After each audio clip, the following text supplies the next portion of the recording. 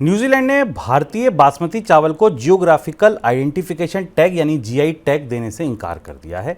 New Zealand के intellectual property office का कहना है कि बासमती चावल का उत्पादन भारत के बाहर भी होता है। ऐसे में भारतीय बासमती को जीआई टैग नहीं दिया जा सका। इससे पहले जनवरी 2023 में ऑस्ट्रेलिया ने भी भारतीय बासमती को जीआई टैग देने से इनकार किया था।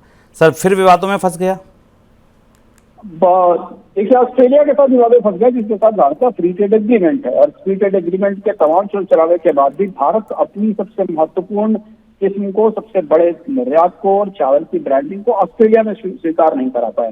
जब ऑस्ट्रेलिया ने रद्द किया था तो इस बात की पूरी संभावना थी कि ओशिनिया रीजन का दूसरा बड़ा देश न्यूजीलैंड भी इसे नकार देगा। और अब इन दो बड़ी अर्थव्यवस्थाओं में खासतौर से ऑस्ट्रेलिया से नकारे जाने के बाद पूरी दुनिया में बासमती एक्सक्लूसिवली भारत का है, यानी विशेष रूप से भारत का है। और इसका ज्योग्राफिकल इंडिकेटर जो किसी भौगोलिक रूप से विशिष्ट उत्पाद या विशिष्ट फसल बनाता है किसी देश के लिए, भारत के लिए, ये दावा अब दोबारा कमजोर पड़ गया है। इससे पहले एक लंबी लड़ाई भारत ने लड़ी थी अंतर्राष्ट्रीय मंचों पर इस भारत बासमती को जीआई का टैग या ज्योग्राफिकल इंडिकेटर का टैग दिलवाने के लिए, लेकिन अब फिर नए सिरे से ये फाइलें खुल गई हैं। भारत में agriculture food process food export development authority APEDA इसे देखती है और जीआई रजिस्ट्रेशन को फॉलो करती है। अब इस बात की संभावना है कि दुनिया के अन्य देश भी ऑस्ट्रेलिया की तर्ज पर यह सवाल उठा सकते हैं कि बासमती अकेले भारत में पैदा होने वाला चावल नहीं है, बल्कि भारत से कई जगह और भी इसको उगाया जाता है।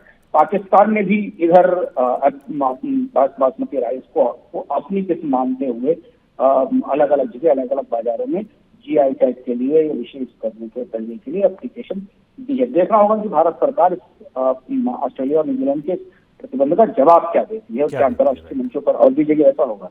अनचाहे कॉमर्शियल कॉल और मैसेज को लेकर टेलीकॉम रेगुलेटर ट्राई की तरफ से हाल में प्रस्तावित की गई सख्ती के बाद ग्राहकों को भेजे जाने वाले कॉमर्शियल मैसेज को लेकर बैंक सफाई चाहते हैं।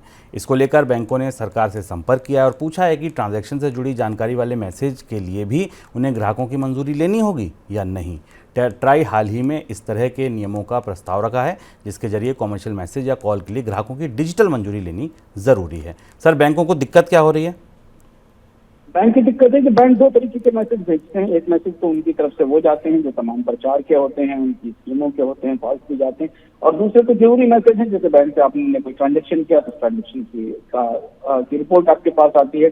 अगर आपने लॉग इन किया है, आपने कुछ किसी सेवा को लिया है तो उससे संबंधित सूचनाएं आती हैं। अब यहाँ ये ऑर्डर जो सरकार का है वो स्पष्ट नहीं था, इसलिए बैंक उसमें उलझ गए हैं। बैंकों को ऐसा लग रहा है कि उन्हें किसी भी तरीके का संदेश भेजने के लिए ग्राहकों को सरकार से मंजूरी की जरूरत होगी। इसमें उपभोक्ताओं को दिक्कत हो सकती है, क्योंकि आमतौर पर उपभोक्ता जब कोई ट्रांजेक्शन कर रहे हैं, कोई किसी एप्लीकेशन दे रहे हैं या किसी शिकायत का रिड्रेसल चाहते हैं, तो उन्हें उसकी सूचना मोबाइल पर चाहिए। ऐसा माना जा रहा है कि डिपार्टमेंट ऑफ टेलीकम्युनिकेशन आने वाले दिनों में इस मामले में, और सरकार और वित्त मंत्रालय भी इस मामले में आने वाले दिनों में कुछ गाइडलाइंस जारी करेगा, जिसमें संशोधन किया जाएगा और कुछ ऐसी सेवाओं को, कुछ ऐसे मैसेजेस को इस शर्त से बाहर रखा जाएगा जो अनिवार्य हैं और ग्राहकों को उनकी सूचना मिलनी ही चाहिए। बिल्कुल।